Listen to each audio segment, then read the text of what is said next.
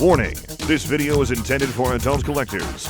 It contains plastic collectibles, questionable opinions, and someone who knows a lot about Japanese spandex. Incoming random review in 3, 2, 1. Hello everyone.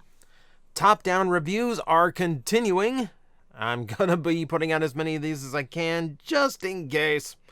But as we can now see, we're going to move on to the other core class Studio Series figure, the wave mate of Wheelie, Ratchet.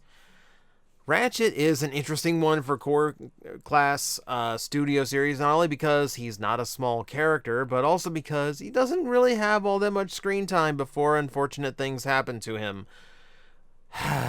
But he's in the movie, so he's getting a Studio Series toy. I think that's just how it goes now.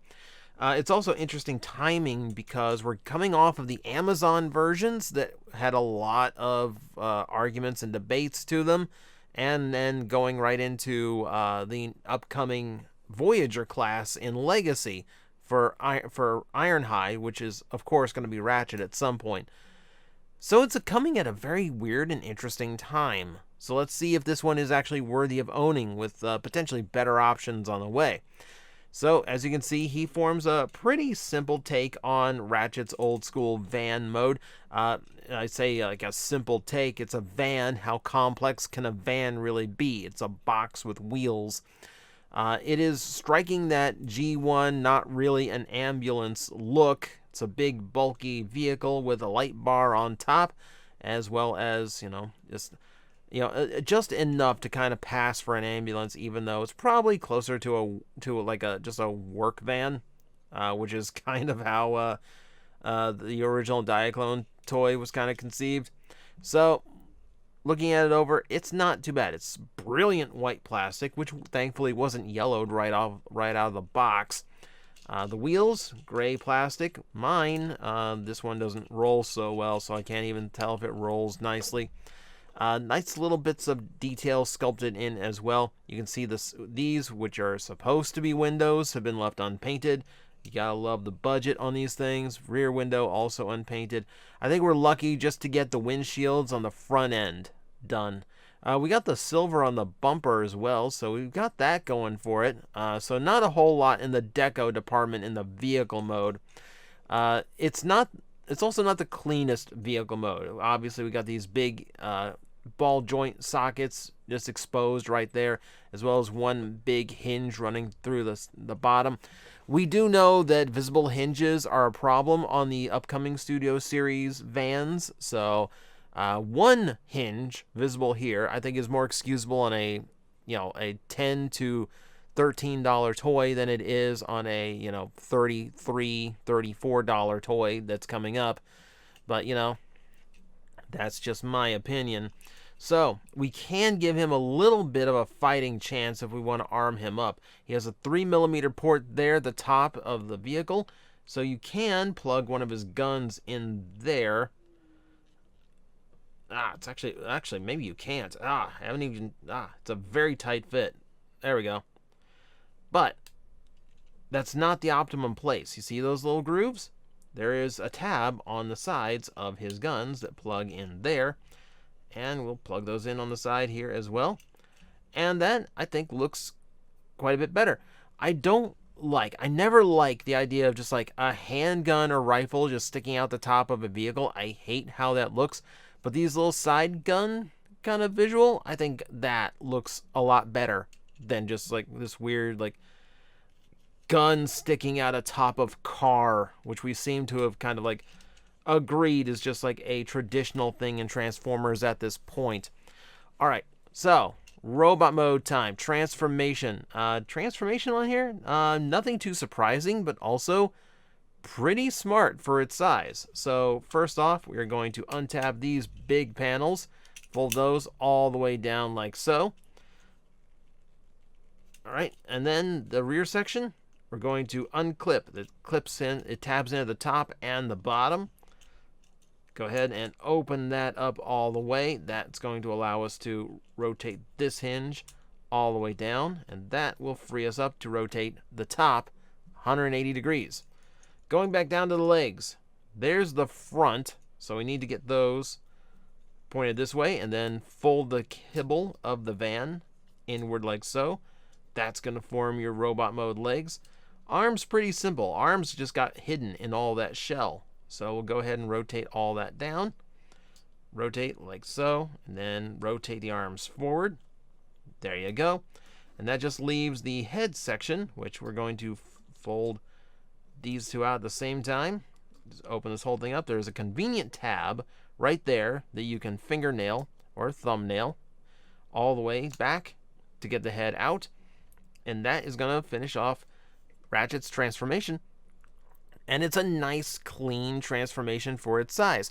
I do like that the idea of like folding panels together to make the legs is extending all the way down to a size class this small. It's something they hit on in Masterpiece when they are starting to do like Sideswipe is the first time I can really remember it. And it's kind of trickled down into pretty much every size class since then in like just standard Transformers. And it's a really nice trick, and it makes these nice solid legs without leaving too much of the shell hanging off of them. Really, really good. Really happy with how popular that has become. So, yeah, it's a nice little transformation for a toy of its size that actually leaves a fairly clean robot mode. The legs are a little bit thick, going forward to back. They're a little bit deep.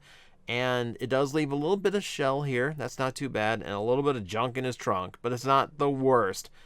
He still comes up looking pretty nice. All right. So, get me back to the manual focus. And we go in on the head. The head is pretty standard Ratchet fare. I do wish that he had painted more of his head fin. Just painting the front of it looks a little bit odd. Just because that shape of the fin exists for so much of his helmet here, a lot more than standard. But it's, I guess, what they could paint on the budget. I'm just thankful that like the eyes and the silver face are there. It's not a bad sculpt for the tiny size that it is. Looking at some of the other details here, you can see the windshield wipers. I should have pointed out in the vehicle mode. The new emblem that they have come up with, since they can't use the red cross because it's trademarked literally by the Red Cross, so that's out. But yeah, we get something akin to it. I could register that as some kind of medical emblem.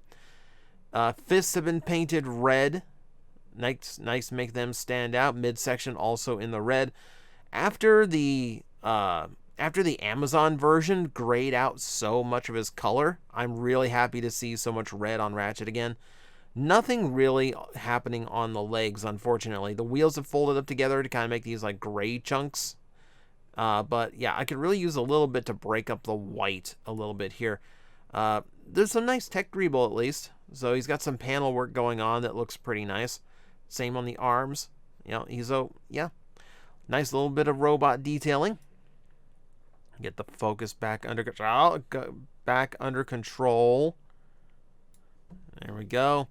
So, proportionally, he's not bad. I do think his shoulders look like they're sitting a little bit low, or his head's sitting a little bit high. Take your pick. I guess it doesn't really matter which way it goes. That's just how it looks to me. And his shoulders do kind of float out from his chest a little bit thanks to the engineering. Again, he is a core class. We are going to let a lot of this slide because it's a very inexpensive figure, but it's worth pointing out for the people that it would be a game breaker too, because there are people out there. What strikes me on this toy is just like this like harsh slope where his chest doesn't like fold down in any way to meet the midsection. It just kind of stops, and the midsection is below it, which is a little bit weird. And not quite the right shape for Ratchet. It's so squared off right there, it actually puts me more in the mindset of like Energon Toe Line. And that just makes me think, man, when Ironhide comes out, I want to make that custom. For now, though, yeah, it's just a little bit distracting. The proportions, again, they aren't bad, but there's just a couple little things that I keep noticing on it.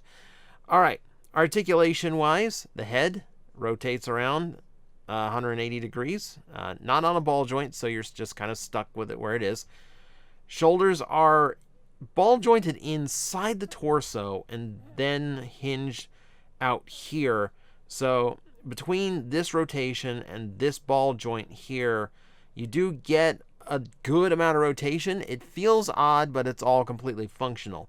And because it's ball jointed here, you do get a good bicep rotation as well. Elbows are hinged. You get a 90-degree bend out of those. You get some semblance of a waist joint from transformation, but it's very limited unless you like fold this piece up. And then you get a pretty decent range. So waist articulation, not, well, I guess torso rotation, but you have it if you want it. Ball joints in the hips, plenty of motion there. Knees are quite restricted, and because this shell component is so big, I wouldn't recommend breaking transformation to get a deeper knee bend. He's just going to be a stiff, medic below the waist. Nothing I can really do to avoid that. So for the added articulation he gets in the torso, he loses some articulation range in the knees. Give and take. It's unfortunate, but hey, it happens.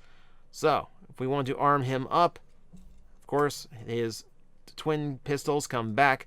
I feel like this is a little bit cruel. Now, I know it's because it's Studio Series. This makes sense. But, like, literally, he never uses these guns except in that shuttle scene in Transformers the movie.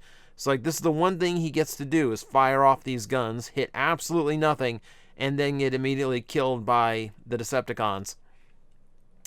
It's a little bit sad. It even comes with like the packed in background for this Studio Series toy actually was that shot, because like seriously, it's the only shot he has. So it's weird.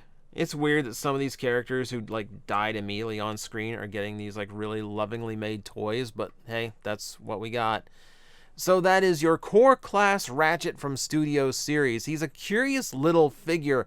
Like he's not gonna be a go-to Ratchet for anyone unless you want something just desktop size. You know, just keep it on your desk to just goof with once in a while, and you know, don't want to afford like one of the third-party ones, which even at that pocket scale is getting ridiculous in prices. This just makes for a nice little Ratchet. He's got his flaws, but he's got his charms too, and some nice engineering for his size class. We know Ironhide's coming out already. So if you prefer that version of him, then just wait a little bit. Otherwise, yeah, I think he's worth picking up. Guys, I am facing the most powerful enemy any YouTuber can face, the algorithm, and I need your help to defeat him. Hit the like button, hit the subscribe button, hit the notification bell, and leave a comment. Every time you do, we attack that algorithm and we drive it back until it can no longer defeat this channel. Thank you very much.